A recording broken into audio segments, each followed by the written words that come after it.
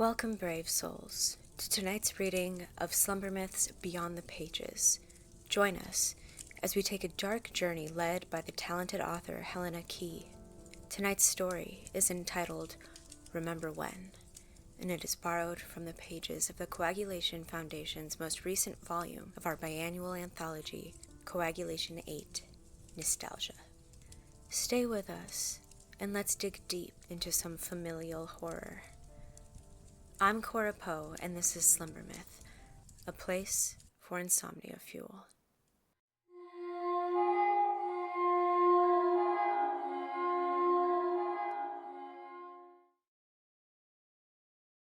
If you've enjoyed the content found in Slumber Myths Beyond the Pages series, please consider supporting the source of that content, the Coagulation Foundation. Help us in our mission to bring inclusivity to science fiction and horror by joining us on Patreon at patreon.com/thecoagulationfoundation. In this story, we meet Alex, a young man grappling with the haunting legacy of his father's sins. As his father lies dying in a hospital bed, the walls seem to close in and the past becomes ever more present. Remember When is a story that will stay with you long after the last word is absorbed.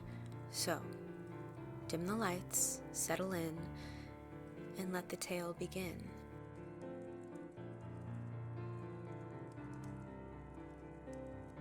Alex lays in bed when his phone rings. He stretches out his arms and feels for it on the bedside table. His fingers follow the vibrations and find it before it has the chance to fall off the edge. He brings the phone above him and answers. A woman's face appears on the screen. She doesn't look much older than him. She's smiling, but she doesn't look happy. "You're still in bed?" she asks. I had a late night. What do you want, Mary? Alex replies, "I've gone down to the hospital again. That's nice. They want to take Dad off of life support." Alex doesn't say anything. "Alex?" Mary asks. Yeah, I'm still here. "Thought you'd frozen." Sorry. "Did you hear what I said?" Yeah. "They think it's time." Okay. Okay? I don't really know what else you want me to say. Say you're going to come down. That you're going to be there with me when they do. I can't. I'm sorry. You're sorry? You're sorry? You're unbelievable. Mary, you don't get it. I know Dad wasn't perfect, but he fucking loved us. Alex laughs. He was a fucking monster. Fuck you, Mary snaps. Your transition was hard on everyone, okay? Maybe he didn't react as well as Mum and I did, but he tried. You want to know what his reaction was? He gave me a black eye, and whilst I was on the floor crying, he told me he thought I wanted to be treated like a man. Then he kicked me out. I spent the next year sofa surfing. That was his reaction. I know. I'm sorry. Me too. He was different after Mum died. He was softer, like when we were kids. You came back, remember? You saw him. I know what I'm asking is hard, but if you can't do it for him, please do it for me. I don't want him to be alone when it happens, and I can't do it without you. When are they looking at doing it? Tomorrow. I just have some paperwork to sign. Alex sighs. I know I'm being unfair, Mary says. But I also know that if you don't come, then you'll regret not having said goodbye. And you'll regret pissing me off. Mary smiles. Fine. Alex says. I'll come. Just to make sure he goes down this time. Alex. For you. I'll come down for you. Thank you. I love you. I love you too. Alex sighs. Even before Alex enters the hospital, his heart is racing. Everyone around him seems so calm. Even the family's crying in the corridors. He steps out of the elevator, and the same clinical white has followed him from the reception. You look lost. A man says. I am. I'm here to meet my sister. Our dad is in the intensive care unit, I think.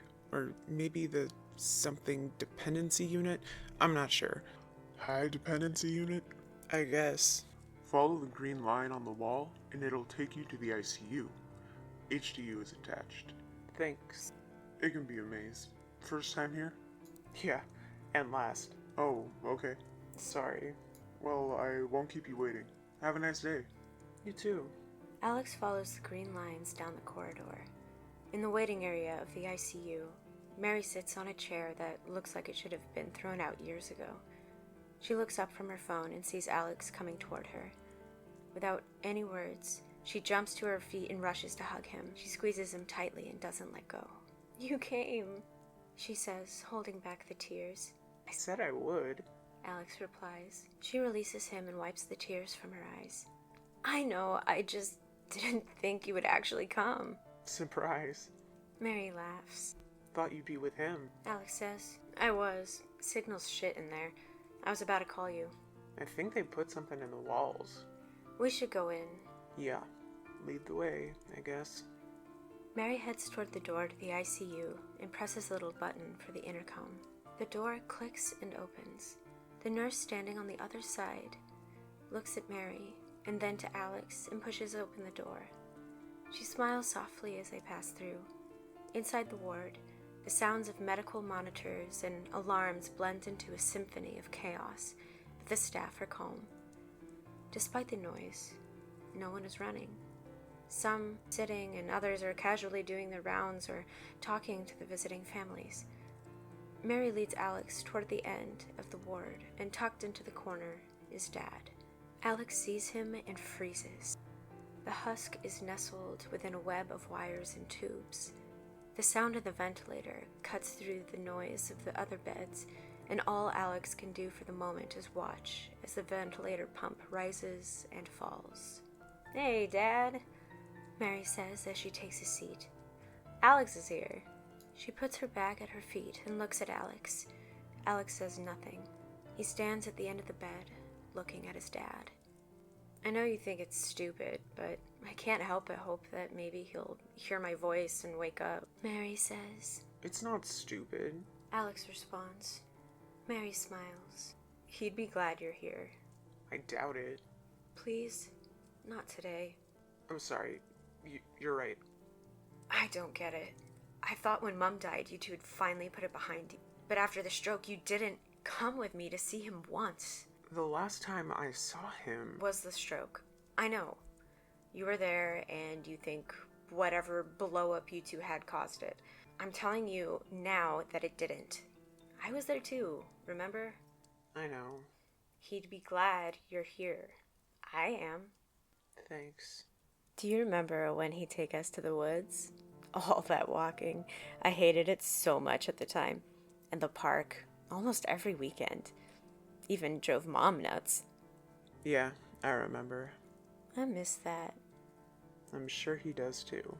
"You don't? Not particularly. You're telling me you don't have a single happy memory of those places?" Not anymore. "Are you being serious right now?" It's harder for me. "I know you weren't Alex yet, but those moments still mean a lot to me." I'm sorry. I can't say the same. You know, it was hard on all of us when you changed. But I still love the time we spent together back then. I still think about those moments. I may not have a sister to reminisce with anymore, but I have this amazing brother now. I love him so much. But I won't pretend those moments never happened. I'm not asking you to. Then what, Alex? Because I remember you smiling. I remember the fun. I remember Dad chasing you around the park with the water pistols and how much you laughed. You're saying none of that means anything to you anymore? I'm saying it's not the same for me as it is for you. I love you, but you can be a real piece of work sometimes. I missed my sister, but it didn't hurt because I still had you. Or at least I thought I did. Mary... I need some air. Mary grabs her bag and walks away. Alex doesn't say anything. He doesn't know what to say. He looks to his dad and watches the pump rise and fall. I used to love the park. He says. He looks at his dad again. At the web of wires and tubes. He looks to Mary's seat, and then he sits. When she died, After the wake, me and Mary went back to the house. Mary asked me to find something. I can't even remember what it was anymore. I do remember finding this little locked box tucked away in the garage. It had this necklace in it, and this bracelet, and a few rings, and it was hidden, I guess, but it looked clean. And then I was watching the news a few months later, and they found a body at the park where we used to go. It was this little young girl. They showed a picture of her, and she was wearing the necklace, and the penny fucking dropped. How many other places did you take us where you'd buried them? All that walking, taking your fucking kids with you to visit them. I remember when I couldn't take it anymore, and I came and I told you that I knew, and you fucking tried to deny it, and you got so angry like you were gonna hit me again, but instead, you had a stroke. When you dropped to the floor, I prayed to fucking God that you were gonna die there and then. But Mary called the fucking ambulance, and you just kept holding on, didn't you? The only reason I'm here today is so I can watch you die. You're a fucking monster, and I want to make sure you go cold this time. Alex leans back and looks at his dad. He waits for him to move, to lunge at him. He waits and he waits and he waits. Nothing. Only the ventilator rising and falling. "What are you two talking about?" Mary asks. Nothing. Just burying the hatchet, saying goodbye. Alex stands. You were right. I'm sorry. Today isn't about me. It's about Dad. It's okay. I know this is hard for you too. We good? Of course we are. They hug. Alex squeezes tightly and doesn't let go. I love you. He says. "I love you too," she replies as she frees herself. "It's okay to be sad. I know. We can wait. There's no rush. Okay. You know I'm not going anywhere, right? I know. And he's gonna be with Mum." Yeah. Alex looks at his dad. He follows the ventilator tube back to the machine and listens to the noise of the plastic pump rise and fall. It's time. Alex says. Mary looks at him and says nothing. She turns to look at her dad. Alex feels her hand brush against his and grips it. "He looks peaceful," she says. He does. "I'll go get the doctor." We're going to be okay. "I know." Alex turns to face Mary. Don't worry. I'm not going to run off. He says, "I'm faster than you anyway." They smile at each other. Alex watches as Mary heads down the ward. He takes a moment to look around the ward. The other families huddled around the beds of their loved ones. He sighs. Alex looks back at his dad, at the ventilator, and at the drawer of personal belongings. He looks around for Mary. She's nowhere to be seen. He moves past the chairs and opens the small drawer next to the bed. He rustles through the bed of scattered papers and childhood photos of him and Mary and sees his father's watch. Alex takes it from the drawer and feels the worn leather in his hand, the fraying material peeling against his skin. "I think he'd want you to have it," Mary says. Alex turns to see her standing at the end of the bed and smiles. "Doctors are going to be here in a minute," she adds. Alex looks down at the watch, the clock hand moving with each tick. He puts the watch on his wrist and fastens the strap. What do you think? Alex asks. "You look like Dad," Mary says. She smiles at him. He does what he can to smile back. The doctors arrive and gather around the bed. Alex moves and stands with Mary. He takes her hand. Together, they look on as the doctors carry out their final checks and make their preparations. Are you ready? Do you need more time? One of the doctors asks. Alex looks down at the watch. No. He says. We're ready.